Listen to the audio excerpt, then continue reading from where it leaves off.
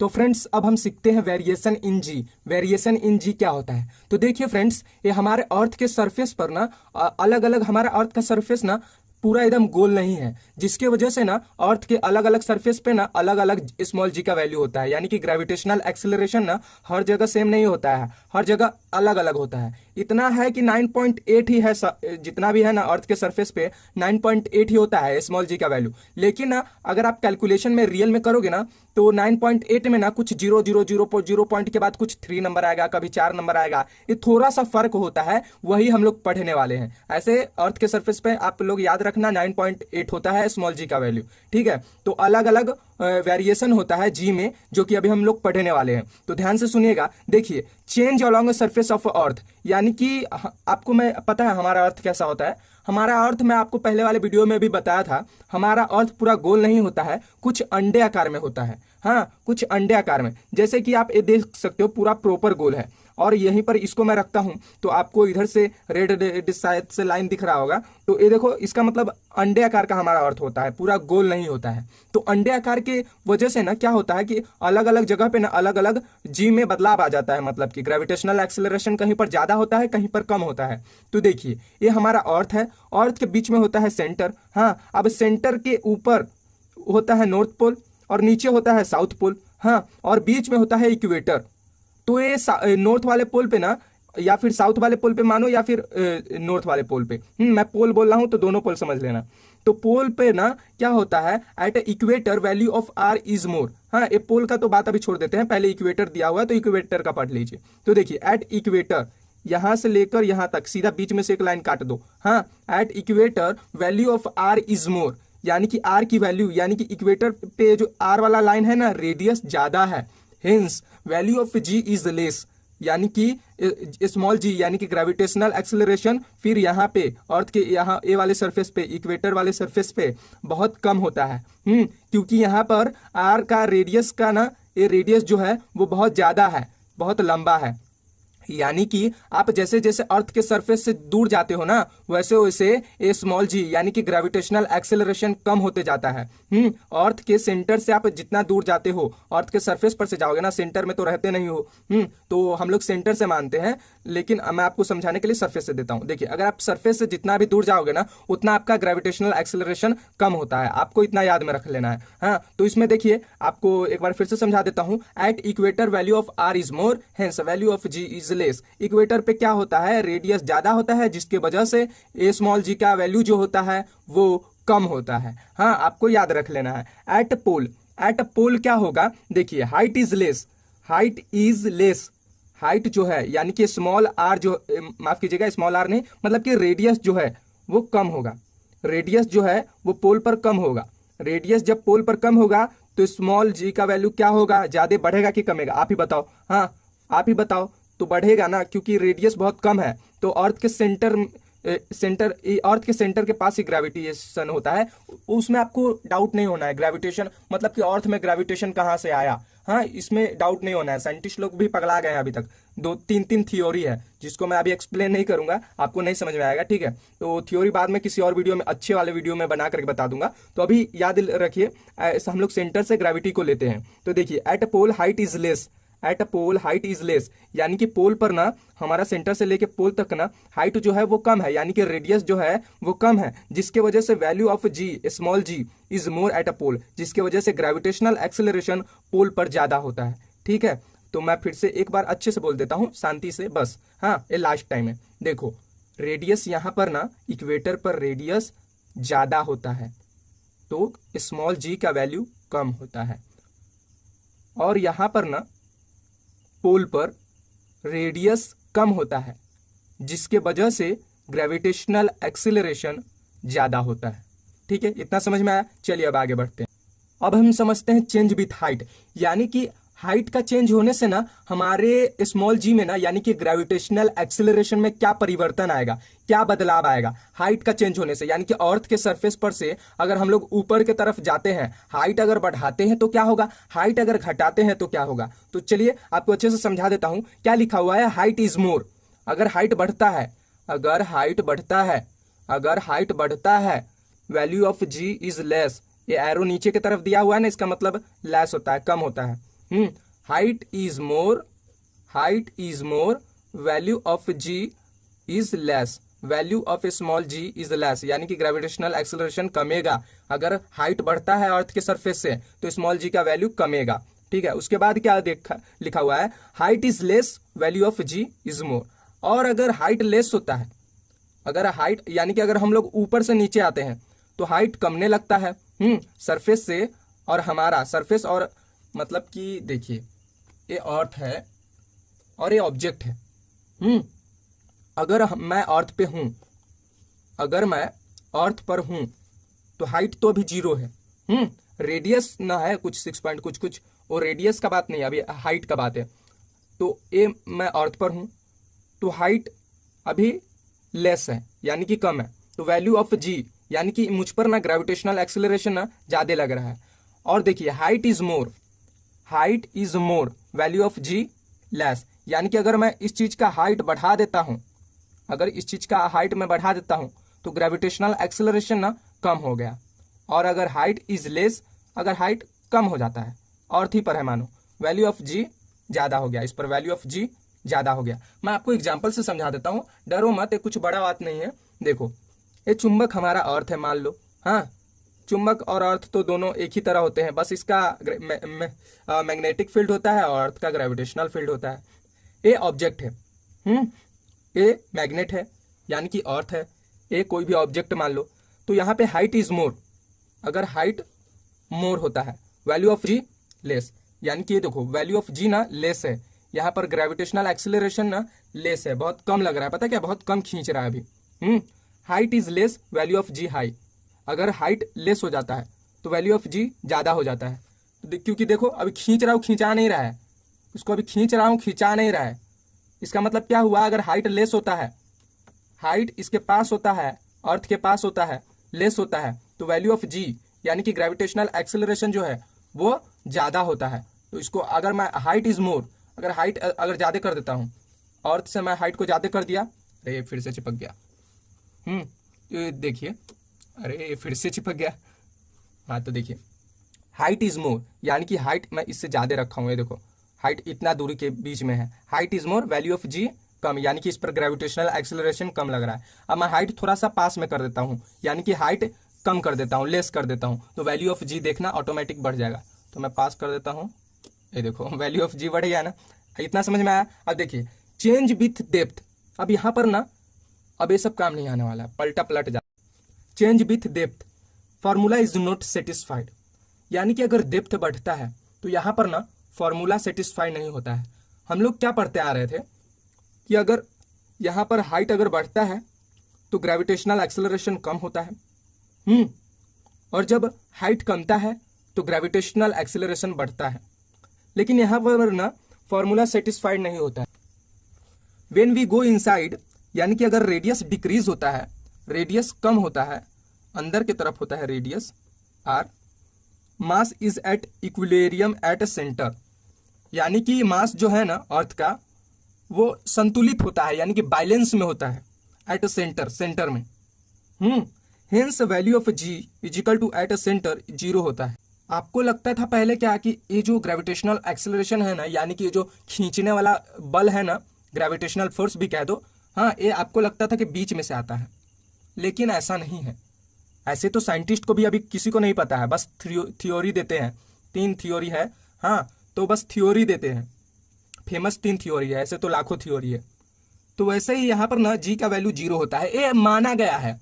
Scientist लोग को अभी भी समझ में नहीं आया कि ये जो ग्रेविटी है ये कैसे आता है, यानी कि ये अर्थ में ऑब्जेक्ट कैसे चिपक जाता है, कैसे चिपक जाता है, वो तो नाम दे दिया है, पता है ग्रेविटी के कारण चिपक जाता है, लेकिन क्यों चिपक जाता है ये अभी साइंटिस्ट को भी नहीं पता है। और अगर आप बोलोगे ना इसके ऊपर वीडियो बनाने के लिए तो मैं मस्त वाला वीडियो बना दूंगा, हाँ अच्छा वाला सिनेमैटिक वाला, तो बोलना अगर चाहिए होगा तो, ये तो कोई बात नहीं। हाँ तो वो चीज़ साइंटिस्ट को नहीं पता है, तो इसीलिए ना साइंटिस्ट मान लिया है कि जैसे जैसे हम अर्थ के अंदर जाएंगे ना, जैसे जैसे अर्थ के अंदर जाएंगे ना, ए स्मॉल जी का वैल्यू ना कम होगा, यानी कि ग्रेविटेशनल एक्सेलरेशन ना कमेगा, बढ़ेगा नहीं, कमेगा। हम लोग अगर हाइट से सरफेस की तरफ आते हैं, हाइट से अगर सरफेस से आते हैं, ये हुआ हमारा हाइट। हाँ, हाइट से अगर हम लोग सरफेस की तरफ आते हैं, अर्थ के सरफेस पे आते हैं, अर्थ के सरफेस पे आते हैं, तो स्मॉल जी का वैल्यू बढ़ता है। लेकिन जब सरफेस से हम लोग सेंटर की तरफ आते हैं, जब हम लोग सरफेस से सेंटर की तरफ यानी कि खुदाई करके आते हैं ना जमीन के अंदर, तो क्या होता है, ग्रेविटेशनल एक्सीलरेशन कम होने लगता है। आपको पता है बढ़ना चाहिए ना, लेकिन कम होने लगता है। एक्चुअली तो साइंटिस्ट को भी नहीं पता है कि कमेगा कि बढ़ेगा, लेकिन ना बहुत सारे मैथ विथ प्रूव करके वो लोग पता लगा लेते हैं और पढ़ाने के लिए हम लोग को दे देते हैं, दिमाग खराब करवाने के लिए। ठीक है, तो आपको बस याद रख लेना है, अगर सरफेस से हम लोग सेंटर की तरफ आते हैं ना, तो स्मॉल जी का वैल्यू कम होता है।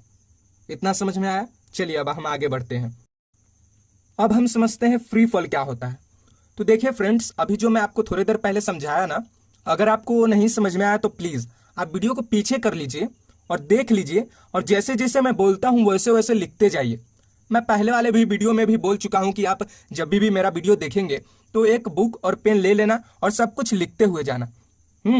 तो चलिए, अगर आप नहीं लिए हो तो ले लीजिए और अच्छे से लिख लीजिए और याद भी कर लीजिएगा, ताकि आपको दो दो काम एक ही बार में हो जाए। हाँ, ऐसे क्या होता है, आपका काम बढ़ जाता है। एक बार वीडियो देखो फिर उसके बाद लिखो, इससे अच्छा ना आप वीडियो देखो और उस लिखते जाओ, ताकि ना वो समझते जाता है। आपको लगता है कि मैं एक बार अच्छे से समझ लूंगा उसके बाद लिखूंगा, लेकिन बाद में फिर निकल जाता है। इसीलिए लिखते जाओ। हाँ, और उसको हो सके तो अपने मदर टंग में, जो लैंग्वेज आप बोलते हो, मराठी, हिंदी, जो भी बोलते हो, संस्कृत, अब संस्कृत तो कोई नहीं बोलता, तो देखो जो भी आप लैंग्वेज बोलते हो ना, उसके आजू बाजू, हाँ, ऑब्जेक्ट का मतलब क्या होता है, अर्थ का मतलब क्या होता है, अर्थ का मतलब तो सबको पता है ऑब्जेक्ट का। ठीक है, तो चलिए आपको ऐसा ही करना है, जो भी चीज़ नहीं समझ में आता है उसको हिंदी में लिखते जाना है, क्योंकि मैं हिंदी में पढ़ा रहा हूँ, इंग्लिश में तो नहीं पढ़ा रहा ना।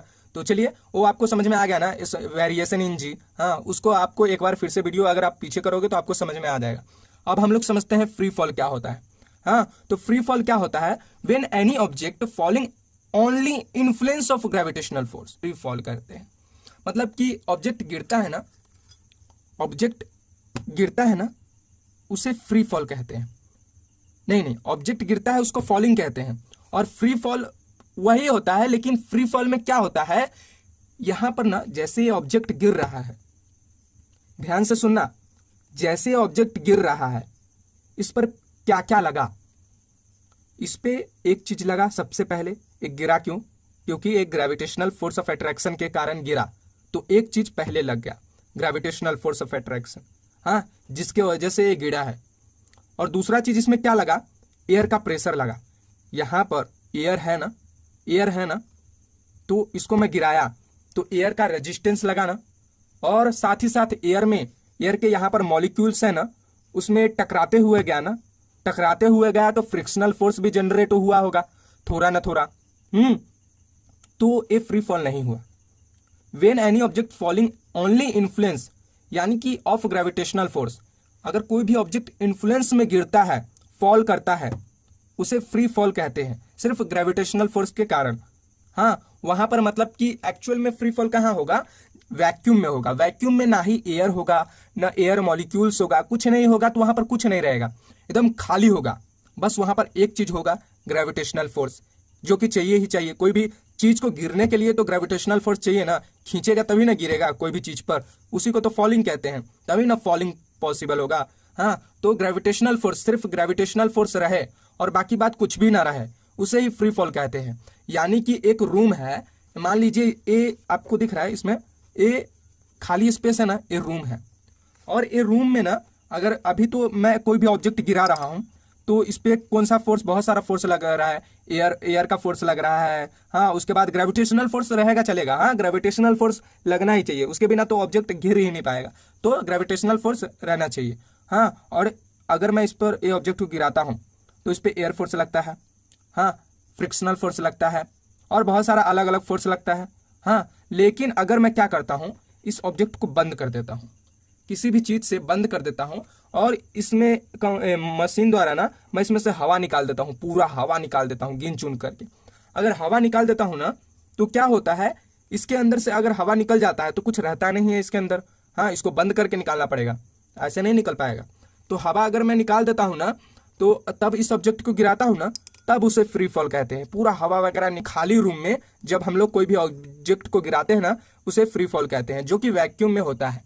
अगर आपके मोबाइल में टेक्स्ट बुक है ना, आप इबला भारती यानी कि ई बुक वगैरह से अगर डाउनलोड किए हो ना, तो आपको ना एक लिंक मिलेगा टेक्स्ट बुक पर। अगर आप उस पर क्लिक करोगे ना तो आपको एक वीडियो दिखेगा, जो कि एक वैक्यूम वाले रूम में फ्री फॉल का वीडियो बनाकर दिया हुआ है। और अगर आप क्या करो, फ्री फॉल ना एक हैकर ओम नाम का एक चैनल है, बिहार का हैकर ओम नाम का एक चैनल है, एक्सपेरिमेंट चैनल, उस पर आप सर्च मार सकते हो फ्री फॉल, हाँ हैकर ओम, गूगल वगैरह यूट्यूब पे, तो आपको इजीली ना उनका 2-4 वीडियो मिल जाएगा हैकर ओम भैया का, तो आप देख लेना, ठीक। तो आपको फ्री फॉल समझ में आ जाएगा। वैसे अगर आप नहीं भी देखोगे तो आपको समझ में आ गया है, लेकिन मैं आपको समझा दिया हूं। और फ्री फॉल ना, पता है एक चीज अमेजिंग सा बात होता है, अगर मैं इस ऑब्जेक्ट को ना अगर फ्री फॉलिंग करवाता हूं तब, यानी कि वैक्यूम में कोई भी चीज को गिराता हूं तो कोई भी चीज ना एक ही रफ्तार से गिरेगा। यानी कि स्मॉल जी का वैल्यू ना हर जगह हर ऑब्जेक्ट पर सेम होता है, हर जगह नहीं, हर जगह तो अलग अलग होता है, मतलब कि कोई भी बड़ा ऑब्जेक्ट हो या छोटा ऑब्जेक्ट हो, सब पे वो सेम अप्लाई करता है। जी का वैल्यू ना सब पे सेम अप्लाई होता है। यानी कि अगर मैं वैक्यूम में अगर ए प्लास्टिक का ऑब्जेक्ट गिराऊं तो ए भी उतना ही टाइम से गिरेगा जितना टाइम से ए आयरन का ऑब्जेक्ट गिरेगा। ऐसे तो रियल में अभी हम लोग गिराएंगे तो पहले ए वाला गिर जाएगा, चाहे कोई भी गिर जाएगा जिसमें ज्यादा वजन होगा वो पहले गिरेगा। लेकिन वहां पर ना ऐसा नहीं होता है, वहां पे एयर रेजिस्टेंस से सब नहीं होता है, जिसके कारण ना अगर आप पंख भी गिराओगे ना, पंख, मुर्गा का पंख जानते हो ना, पंख फर होता है ना, कोई भी रुई गिराओगे और 20 केजी का किलो गिराओगे ना, 20 केजी का कोई भी ऑब्जेक्ट, तो दोनों एक ही साथ गिरेगा। ऐसा होता है फ्री फॉल में, वहां पर कोई भी एयर रेजिस्टेंस वगैरह नहीं होता है। तो वही लिखा हुआ है, when any object falling only influence, यानी कि कोई भी ऑब्जेक्ट सिर्फ इन्फ्लुएंस में गिरता है, यानी कि फॉलिंग करता है सिर्फ इन्फ्लुएंस में, जहां पर एयर वगैरह नहीं होता है, वैक्यूम में होता है, ऑफ ग्रेविटेशनल फोर्स, क्योंकि ग्रेविटेशनल फोर्स तो चाहिए ही ना गिरने के लिए, तभी तो गिरेगा ना, नहीं तो कहां गिरेगा।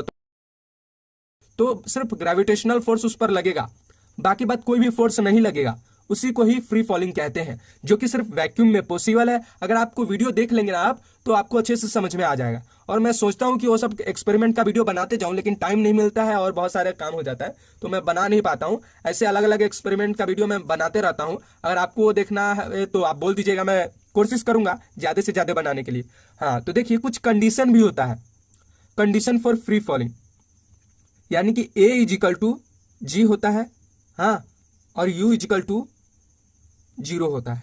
यानी कि हमको मान के चलना है कि ए इजिकल टू हमको जी लेना है और यू इजिकल टू 0 लेना है। ए को हम लोग अब से ग्रेविटेशनल एक्सिलरेशन मानेंगे, हाँ, और यू को हम लोग 0 मानेंगे। तो we know that a kinematical equation, आप लोग 9th में ना आप काइनेमेटिकल इक्वेशन सॉल्व किए थे। वी मतलब फाइनल वेलोसिटी होता है, तो v equal u plus AT आप 9th में निकाले थे। अगर आप 9th का बुक उठाओगे ना, या फिर दोस्त वगैरह का लोगे ना, जो अगर आप ट्यूशन क्लासेस में कहीं पर पढ़ते हो तो मांग करके देखना, उसमें ना आप सॉल्व किए रहोगे। अगर आप नहीं किए हो लॉकडाउन में तो अलग बात है, लेकिन आपको पढ़ना चाहिए था, यूट्यूब से या फिर कहीं से भी आपको पढ़ना चाहिए था। अगर पढ़े हो तो बहुत अच्छी बात है, याद है तो बहुत अच्छी बात है। तो 1 सेकेंड वाइस, तो फ्रेंड्स देखिए v equal to u plus AT होता है और s equal to UT plus 1/80 square होता है, और v square equal to u square plus 2AS होता है। हाँ, अभी थोड़ा सा लाइट चला गया था इसलिए प्रॉब्लम हो गया, तो अच्छे से दिख रहा होगा आई होप। 1 सेकेंड, हाँ ठीक है, तो मैं आपको फटाफट बता देता हूं। तो देखिए हमको क्या करना है, एक जगह पे जी रखना है और यू की जगह पे 0 रखना है। हाँ, एक जगह पे हमको जी रखना है और इनिशियल वेलोसिटी के जगह पे, यानी कि यू के जगह पे हमको 0 रखना है। एक्सेलरेशन के जगह पे हमको ग्रेविटेशनल एक्सेलरेशन रखना है, और इनिशियल वेलोसिटी के जगह पे हमको 0 रखना है। एक काइनेमेटिकल इक्वेशन को सॉल्व करने के लिए, या फिर एक कंडीशन होता है फ्री फॉलिंग के लिए, ठीक है। तो देखिए यहाँ पे एक एट यू के जगह पे हमको क्या रखना है, जी रखना है, 0 रखना है। हाँ, यू के जगह पे हमको 0 रखना है, यू के जगह पे हमको 0 रखना है, यू के जगह पे हमको 0 रखना है। और ए के जगह पे हमको क्या रखना है, जी रखना है। ए के जगह पे हमको क्या रखना है, जी रखना है। यहाँ पर भी दिया हुआ है, यहाँ पर भी लिख दिया हूँ, ए के जगह पे जी रखना है। तो देखिए v equal to 0, v equal to 0, हमको v के जगह पे कहीं कुछ नहीं ना लिखना है, यहाँ पर v दिया हुआ है, हाँ, v को एज इट इज लिख दिया। इजिकल टू u के जगह पे हमको क्या लिखना है, 0 लिखना है। यहाँ पर दिया हुआ है, यहाँ पर भी दिया हुआ है, कहीं से भी आप देख सकते हो। u के जगह पे हमको 0 रखना है। यहाँ पर अभी u है ना, तो u के जगह पे हमको क्या रखना है, 0 रखना है। उसके बाद क्या है, प्लस है। उसके बाद क्या है, a है। ए और टी। तो ए के जगह पे हमको क्या रखना है, जी रखना है। यहाँ पे दिया हुआ है, यहाँ पर भी दिया हुआ है, तो ए के जगह पे हमको जी रख देना है। टी के जगह पे कुछ नहीं रखना है, याद है ना। हाँ, टी का तो कहीं दिया हुआ है क्या, ए का दिया हुआ है और यू का दिया हुआ है सिर्फ, तो हम लोग टी को एज इट इज लिख देंगे। अब जब इसको जीरो और जी टी प्लस करेंगे तो क्या होगा, जी टी ही होगा। जीरो प्लस जी टी क्या होता है, हाँ, v equal to g t होता है। उसके बाद वैसे ही s में s equal to u t plus 1/2 AT square, ये दिया हुआ है ना। तो वैसा ही हमको इसको भी सॉल्व करना है। s के जगह क्या बोलते हैं, देखिए u के जगह पे हमको क्या रखना है, जीरो रखना है, तो जीरो रख दिया। t को हमको कुछ छेड़ना नहीं है क्योंकि t में कुछ है नहीं। Plus 1/2 is equal to g t. G t, g कहाँ से आया, यहाँ पर a है ना, तो a के जगह पे हमको क्या रखना है, a के जगह पे हमको g रखना है। हाँ, तो यहाँ पर g और t और यहाँ पर स्क्वायर है तो स्क्वायर रिप्लेस कर दिए। अब इसको सॉल्व कर देना है। हाँ, सॉल्व करने पर आपका 1/2, हाँ, और जी टी का स्क्वायर आएगा। देखिए बहुत आसान है सॉल्व करना। वैसे ही ए भी है, ए भी आप समझ लेना, ठीक है। लाइट चला गया, थोड़ा सा प्रॉब्लम हो रहा है। देखो वी स्क्वायर इजिकल टू जी, यहाँ पर क्या रखना है, इसका क्या दिया हुआ है यू, तो यू के जगह पे हमको जीरो रखना है। हाँ, और उसके बाद ए के जगह पे हमको टू, ए के जगह पे हमको रखना है जी, तो ए के जगह पे हम लोग जी रख दिए, और ऐसे रख दिए। और जीरो प्लस 2GS क्या होता है, 2GS। हाँ, ये सॉल्व हो चुका है। आपको आई होप अच्छे से समझ में आ